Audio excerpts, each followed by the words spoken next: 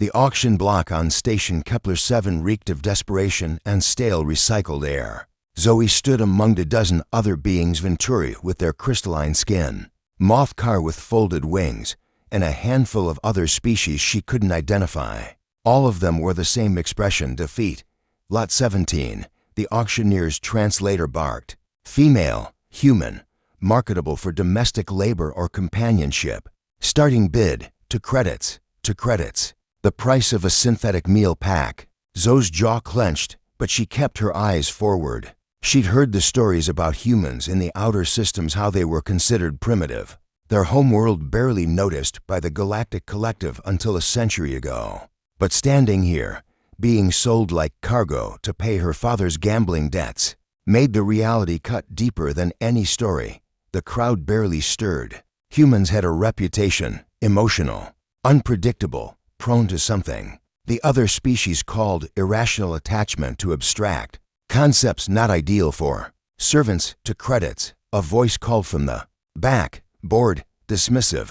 The auctioneer's hammer began its descent. To credits, going once. No other bids came. The hammer fell. Chris waited at the processing station, his worn jacket marking him as a freighter pilot, one of thousands who scraped by hauling cargo between colony worlds. His face was unreadable as the clerk transferred Zoe's contract to his datapad. "Congratulations on your purchase," the clerk said with the enthusiasm of someone processing trash disposal forms. "Remember, contract holders are responsible for—" "I know the regulations," Chris interrupted. He glanced at Zoe for the first time. "Let's go." Zoe followed him through the station's cramped corridors, her mind racing through possibilities. Run where? She had no credits, no identification that wasn't flagged with debt markers. Fight? He was bigger, and security would side with a contract holder. His ship was docked in the cheapest bay, a battered hauler-class freighter called the Defiant. The name was probably the most expensive thing about it.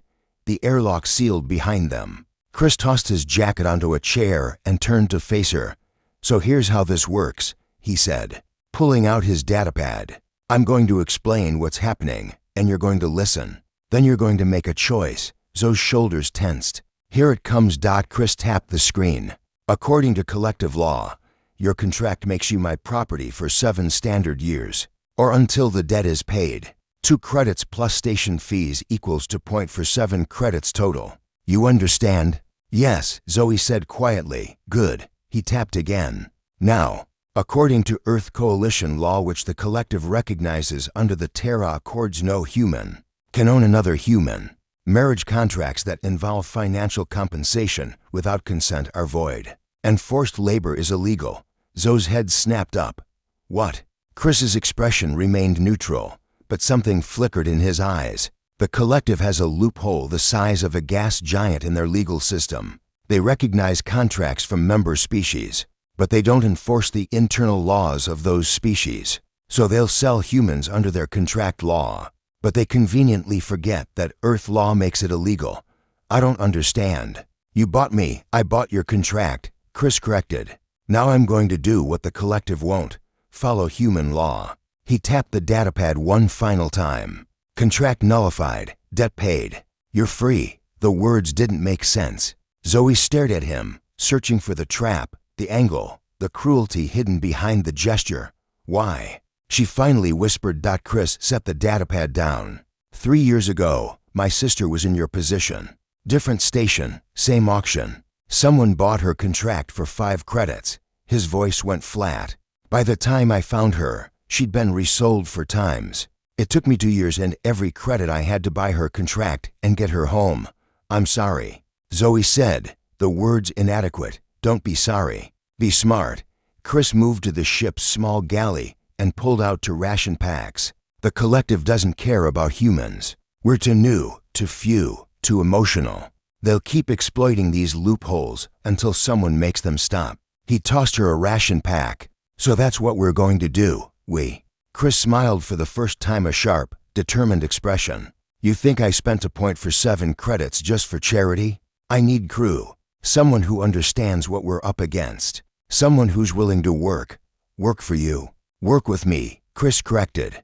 "I've been collecting evidence for 2 years.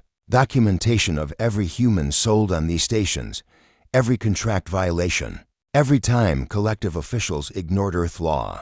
I'm building a case, Zoe's mind reeled, against the Galactic Collective, against their contract system.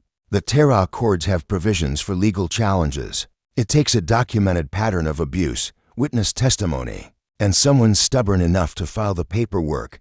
He met her eyes. I've got the first two. I need help with the third. Standard crew shares, fair hours, and your real contract. The one you actually agree to can be terminated whenever you want. Zoe looked down at the ration pack in her hands. 2 credits. That's what the collective thought a human life was worth. But Chris had just paid that same amount to prove them wrong. What do you need me to do? She asked. Chris's smile widened. First, learn to pilot. If we're going to visit every station with these illegal auctions, document everything, and get testimony from freed humans. We need someone who can handle the ship while I'm doing paperwork. I've never piloted before. You'll learn. Humans are good at that, adapting, surviving, turning bad situations into opportunities. He extended his hand. So what do you say? Want to help me burn down a corrupt system?